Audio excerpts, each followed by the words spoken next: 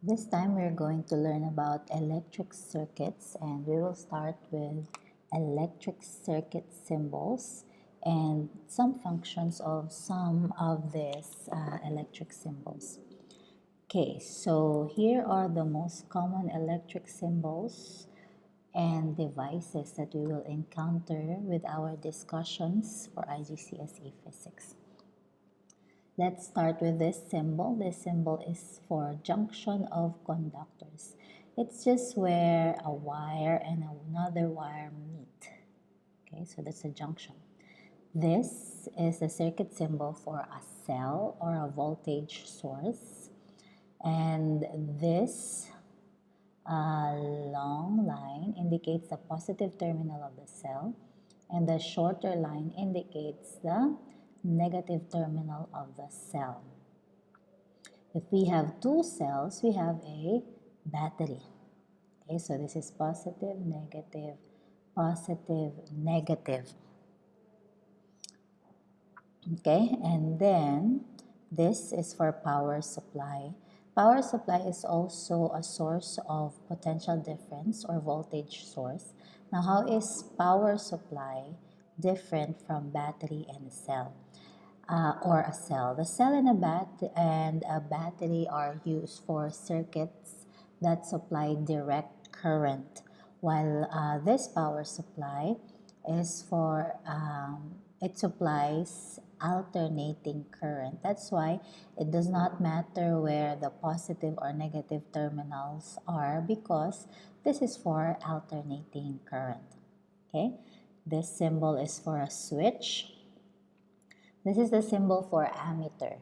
So ammeter is a device used to measure electric current flowing in a circuit, or electric current flowing through a component in the circuit.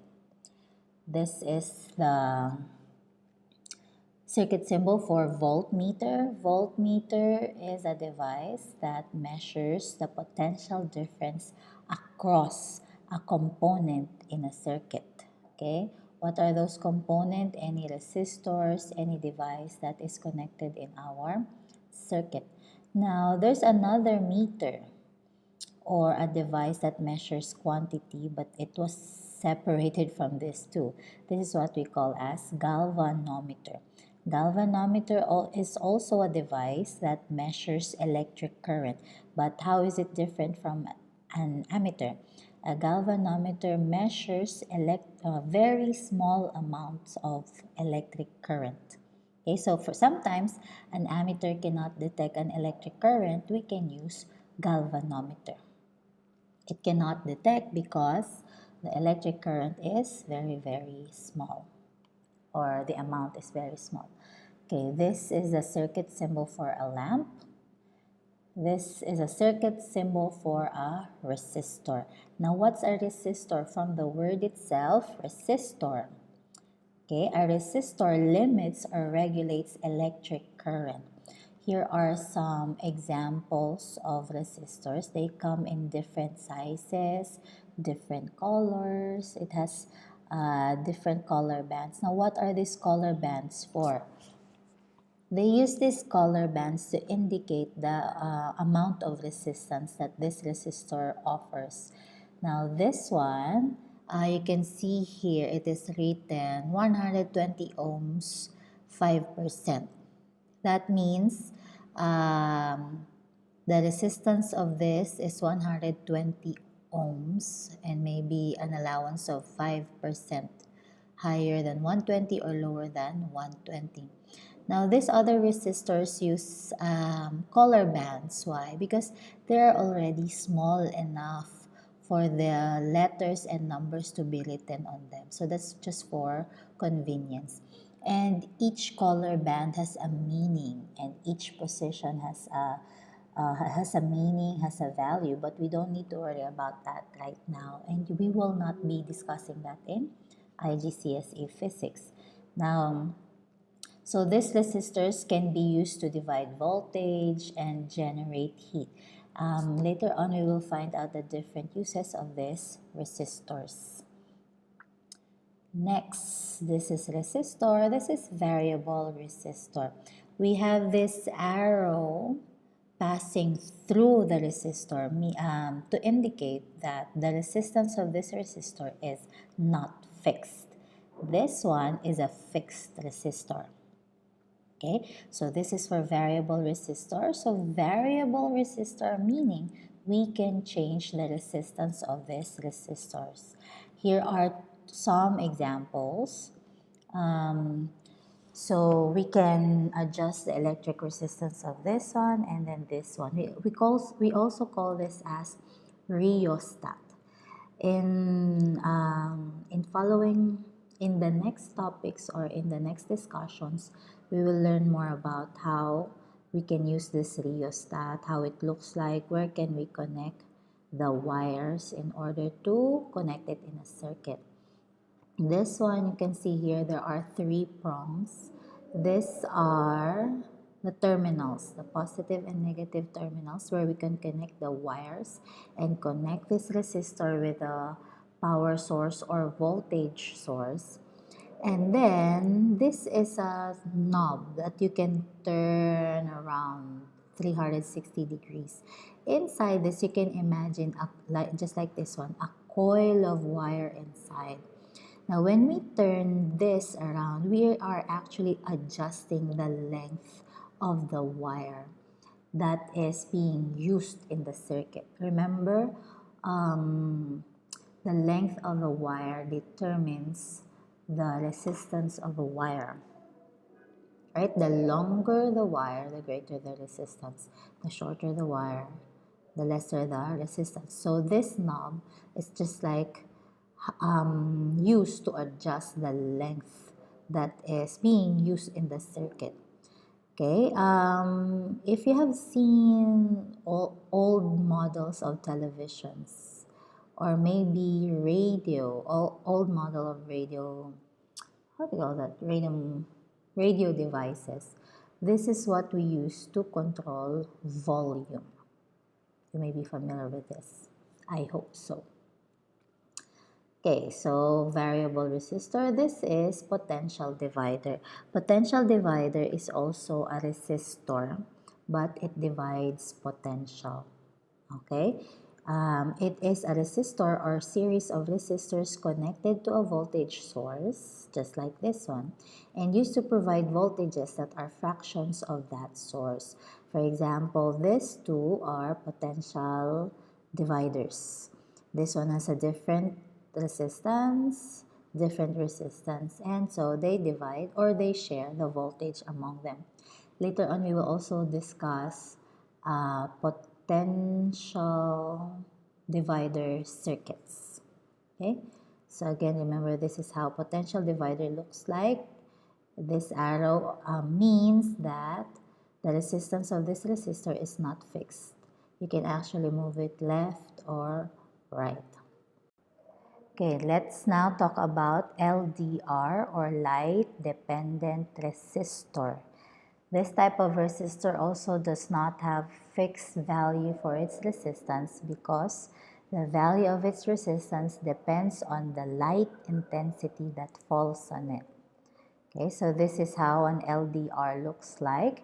This is the area where light strikes, and these are the conducting wires that we connect to the power source or voltage source.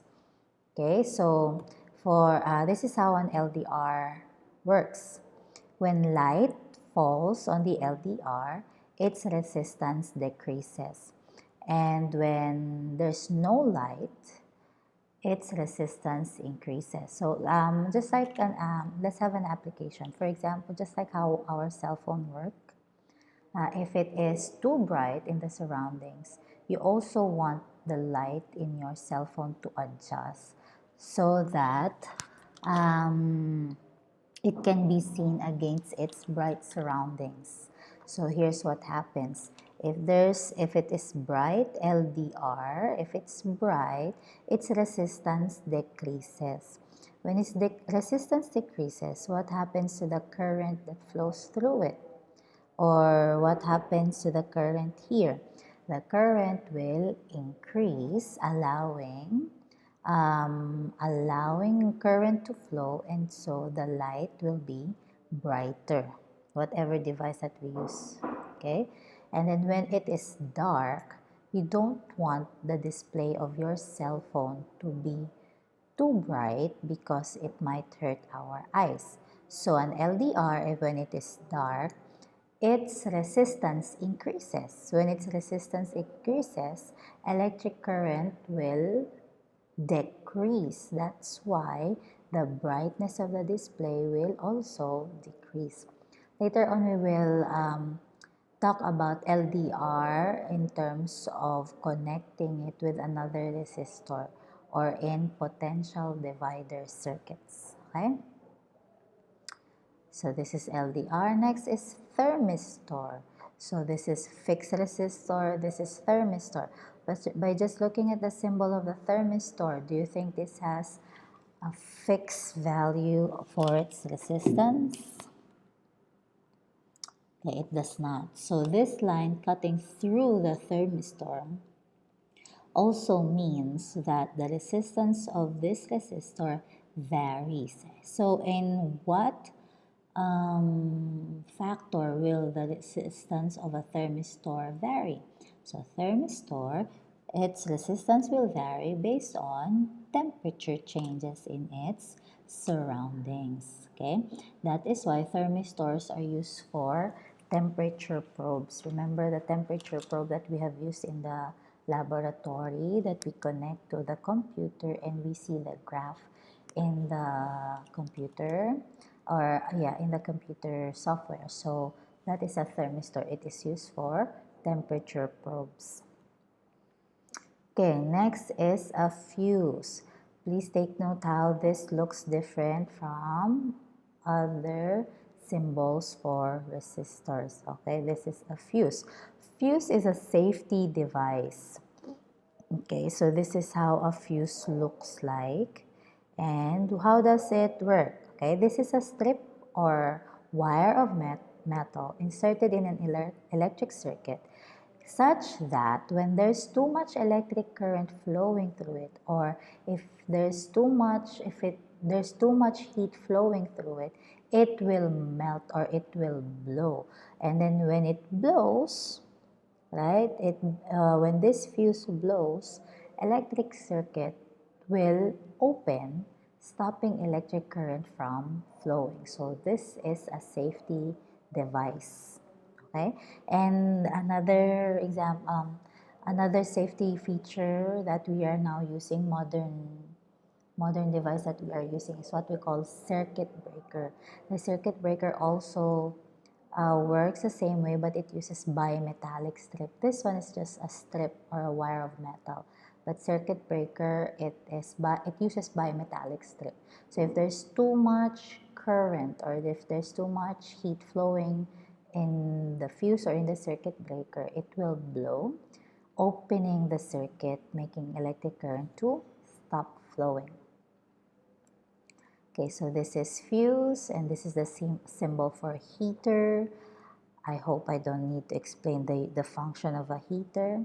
And then this is the circuit symbol for a bell. This is the circuit symbol for a buzzer. This now is relay coil. Okay. Now what's a relay coil? So there's a coil inside. Okay, so if there's a coil inside, what do you think does this work? So it's like electromagnet, okay? This is a special type of switch that we can turn on and off by an electromagnet. So here's an example. Oh wait, I'll give example later. Next thing is this one. I already discussed galvanometer. This is magnetizing coil. When we do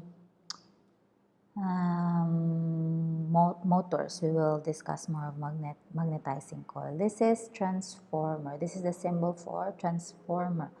This is one magnetizing coil, another magnetizing coil. Okay, this is the transformer in real life. Okay, so what does a transformer do? It transfers electrical energy from one circuit to another through the process of electromagnetic induction. When we discuss this electromagnetic induction, we'll understand more how a transformer works. And then this is a diode. By looking at the symbol of the diode, okay, we can now say that it only allows electric current to flow in one direction. And in which direction? The direction that the arrow indicates. So in this case, this is to the right. What does this symbol mean? It means stop. It stops electric current from flowing from this direction. It only allows current to flow in this direction. Okay? Uh-huh. So always remember this for diode. Another example is light emitting diode or LED. Later we will look at the examples also. Okay, now let's talk about transducers. Transducer is a device that converts variations in a physical quantity such as pressure or brightness into an electrical signal or vice versa. So this is how it works. There's an input transducer, the circuit, and then output transducer. Example, if we have a light sensor circuit and then it will ring a bell. How does it work? Okay, examples of input transducers are LDR, thermistor, and relay. Okay, here's an example. This whole setup here inside the blue broken lines or blue broken line of the box is a whole setup of relay. Okay, so please take note, if we are using relay, there are two circuits, circuit 1, circuit 2. Now, why do we need two circuits? Because these two circuits, this second circuit require very high voltage in order to work. And since this is very high voltage, it's very dangerous to manually turn this on.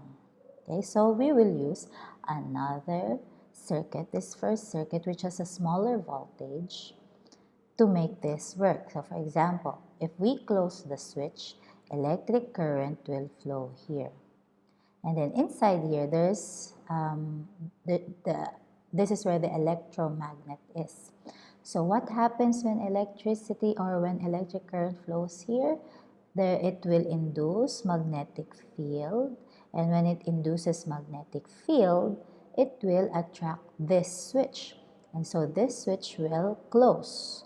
When this switch closes, electric current now in the second circuit will flow, allowing this lamp to light up. Okay? So let's have an example relay in a sensing circuit. For example, here is a thermistor. Okay, wait. For example, the application where we will use this is, for example, in an industrial size freezer, wherein a supplier can store big amounts of food to preserve. Okay, if the freezer fails, a large quantity of frozen food could be ruined, and we don't want that to happen. And of course, we cannot have a person always manning this setup, the freezer, to check whether or not it's still working, right? So here's what we'll do. So in the first circuit, this circuit has low voltage, this one has high voltage, and this one we want to get the notification or the alarm that the freezer is no longer working. For example, this one is this thermistor. When the temperature is low, the thermistor has high resistance. So if it's cold, it has high resistance. If it has high resistance, electric current will not flow, or it will be hard for the electric current to flow through here. Okay, so this one, okay, since there's no current in here, there will also be no current here because we are not inducing magnetic field here. Now, For example, the freezer is broken. So what happens to the temperature?